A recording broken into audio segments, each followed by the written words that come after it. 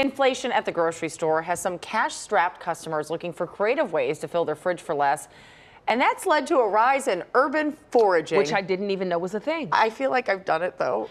That doesn't surprise me. Our consumer investigator, Christine There's just so many oranges. True. It's explaining to us what it is and why it's getting so popular. Christine, what are we talking about here? Jamie, I've got a lot of oranges in my front yard, and you're welcome to come over and forage anytime. So urban foraging entails walking your neighborhood and harvesting free food for your family. From citrus to spices, it's an easy way to cut down your new grocery bill, but you have to know the legal and respectful way to do it. Alex Honadel is an urban forager. This is grape jam, foraged grape jam. Her freezer This is some mulberries. is filled with the fruits of her labor.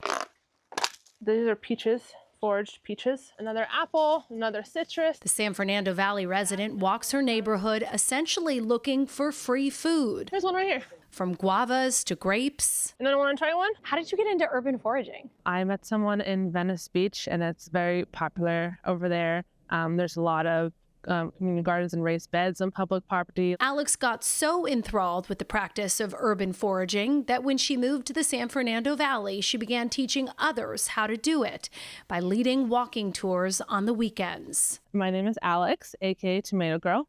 I'm a specialty and vegetable gardener and urban foraging leader. Do you think most people just don't realize they have this kind of access in their neighborhoods? 1,000%. Even people on their own property don't realize they can eat something. Yes, that's a grapefruit tree. There's an avocado tree behind you, and then a fig tree. There's some stone fruit trees here, apricot and probably a plum. And then some lemon trees. On her tours through her own neighborhood, Alex shows would-be foragers what's edible and what's plentiful in the area. There's some more citrus behind there. Like citrus and rosemary. Was there anything that surprised you in terms of what you could find in this neighborhood? Pink peppercorns, I think, was a really cool find, and grapevines as well. So you can eat the fruit. Bliss Parsons joined one of Alex's tours, as did Hannah Greeny. Is this something that's more enticing to you because it's so expensive now to go to the grocery store and get produce? It's a good way to reduce, food prices and buying groceries too. Urban foraging is free, but you have to know the law. You can't trespass onto private property and pick from someone's front yard unless the fruit is hanging over the property line and above public property, like the sidewalk. Here's the line. So there's a lot of oranges on this side of the fence. So it is legal to take from.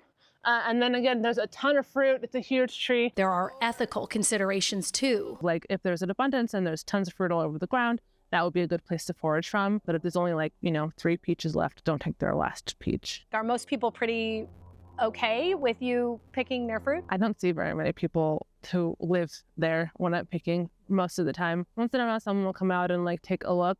But they usually just go away because I'm also cleaning up the ground around their, around their tree. Alex has been leading these tours every other weekend, but interest has picked up as prices at the store have ticked up. I would imagine that if you really take an interest in this, you could really cut down on your grocery bill. Yeah, probably about 50% of the fruit that I eat is forage fruit. Why did you want to share your knowledge with people? I think it's exciting, and it's really changed my life and changed my diet, honestly, a lot. I eat a lot more fruit. I got a lot out of it personally, and I want to share that with other people so they can also get a lot out of it. And it's free food. Can't go wrong there. Yeah, exactly.